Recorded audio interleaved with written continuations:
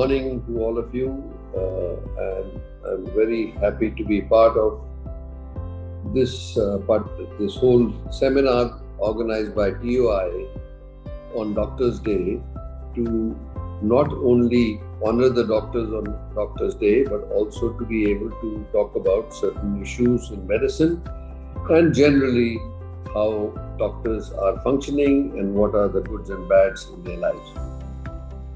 So, if you look at India as a country which has a population of 1.5 billion people almost, we are the most populous country in the world, and we also have a very diverse population living from the village level to small cities, to bigger cities, and then to metros. So we have at all levels different strata of requirements from medicine. And we overall know from all the data that is available as compared to the WHO recommendation of number of doctors per 1,000 population, number of nurses, number of beds in a hospital, we are about half of what where we should be. So in other words, when we stand at this annual of 2023, we are actually looking at the future where we need to double our capacity in every way. How? So by the number of doctors, by the number of nurses, by the number of paramedical personnel, and number of beds in the hospital. Now, if there was any doubt about all this, COVID has proven that today we expect more and more diverse viruses, bacteria actually invading the world as we go forward. So our preparation should be absolutely well planned so that we can make up for all the deficiencies in India that need to be done. So that is one part. The other part is the doctors of India. As was seen recently in COVID, the doctors and the paramedical personnel and actually everybody related to fighting the pandemic did an extremely remarkable job. They did. I still have not met a doctor in that whole period who said, I'm afraid of taking care of patients. They all pulled up their bootstraps, got into the system, took care of the patients, and as you know, it's the often talked about fact is that India handled the COVID wave or pandemic in a much better way than most other countries could. So the credit goes to all of us, of course, this the doctors, the nurses, the paramedical, the country, the government. It was all together. But the key part of people who were in the pit, in the danger, were doctors and nurses and paramedical who were there, who were taking care of patients with very highly infectious disease, not worrying about themselves and their families or their own safety. And some of us didn't go home for 2 to 3 weeks just because we did not want to expose our families to it in case, God forbid, we had got infected. So I'm saying this is extraordinary call of duty, and Indian doctors, everybody else, and their support services did extremely well. So I think that on one hand, there should be a great pride in our medical system. On the other side, we must realize what are the deficiencies and how we manage. On the other very disturbing fact for doctors in their functioning is that the public does not understand that a doctor is always trying to do his best or her best to take care of patients and try to treat their disease. Never have I ever even doubted that a doctor would do something which is negligent deliberately. Yes, there might be some misses, but you must look at it from the point of view of millions and millions of people the doctors in this country treat on a daily basis, and 99.9% of them get well and are relieved of their disease. Yeah, one or twice there are tragedies, but that has got nothing to do with the doctor's incompetence or ignorance. The doctor has done his best, but then people may still not make it. The outcome may be adverse in spite of the best efforts of the team. And then the blame does not go on the doctor or the team, but the fact is that we must accept that there are going to be people who will not recover from the disease. So I think this is the reminder that I would like to give to the society, that doctors, I always will try to do, because that's our pride, will always try to do the best for the patient and their family. So there are many, many things that we doctors can also do better.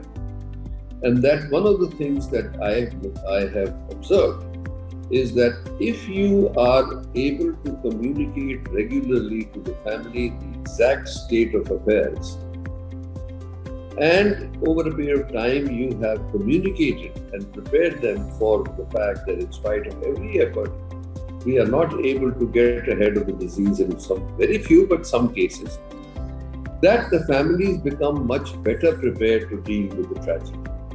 And it's only natural that people will feel upset that they lose somebody of who's close to them, of a part of the members of the family, and also the fact that some diseases, prolonged illnesses, do cost money, especially if they are in the critical care for too long a period.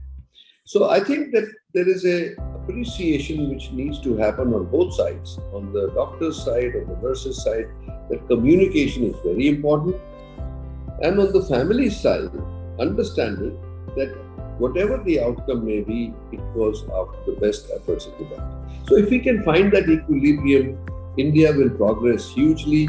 We are already very proud of our healthcare system. We have the best of doctors, best of technology, and our results are comparable to anybody in the world. So I think it's time to recognize the way forward, the needs that we need to fulfill, and the often talked about that we need to invest more in our healthcare so that every Indian standing on the ground of India gets a decent healthcare. That's our aim, and that's where today's celebration of Doctors' Day should be. So one of the other issues that is important to understand for doctors today is the fact that for us to do our job well, we also need to stay healthy. Our mental state also has to be healthy in spite of all the stresses and long working hours.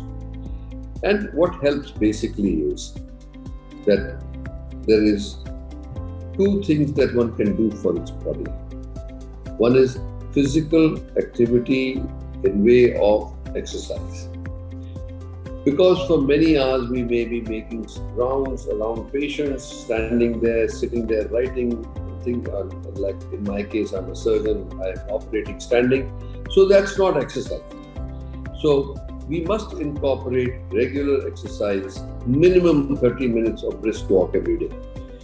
And that you can do easily, no matter where you are.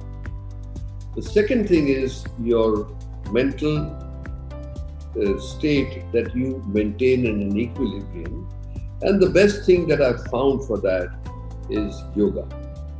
I personally will experience yoga 3 times a week, and I find that it actually helps you to detach yourself from any stresses that you have, and you come out of a yoga session, especially the breathing part of it, feeling 100% better.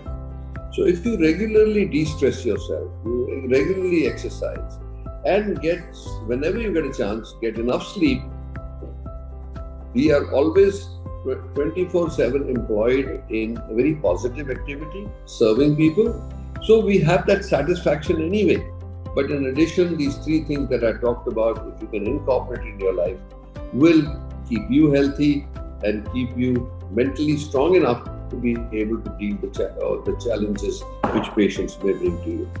So that's one part of it. But what is disturbing on the other side is the fact that, because as I alluded to earlier, that there are sometimes, because of the grief that people experience because of somebody's death or not going so well or prolonged illness which is costing money, that instead of accepting the grief or the fact that there are forces beyond all human beings, that in spite of the fact that doctors at the hospital may be doing well and doing everything possible that they can to take care of the patient, that things may not work out as well, that the grief should not be expressed in violence.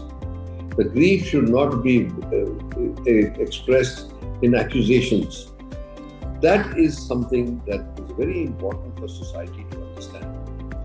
I know the government has enacted laws which are quite strict on any violence on doctors, which is a good thing, which is that doctors are appreciative of the government for having taken that step. But at the same time, the protection of doctors who are going to be serving day and night is paramount. So I think if all these things are taken care of, India will be a better place health-wise. Health is a challenge for all countries. As you can see, even spending large sums of money like US and Europe, they still have major deficiencies and people have to wait for months for an appointment. So I think India is doing well.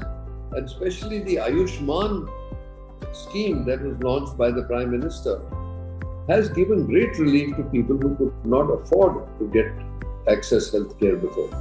So starting with the wellness center, to the primary center, to the secondary hospitals, to the tertiary hospitals, this whole chain has been established, and millions of people now in India are getting relief which they did not have even 5 years ago. So it's a happy Doctor's Day to all of you, and also the points that I brought up, if you can digest them and if we can incorporate them in our life, I think that will be very helpful. All the best. Thank you again for giving me this opportunity to communicate on Doctor's Day. Thank you.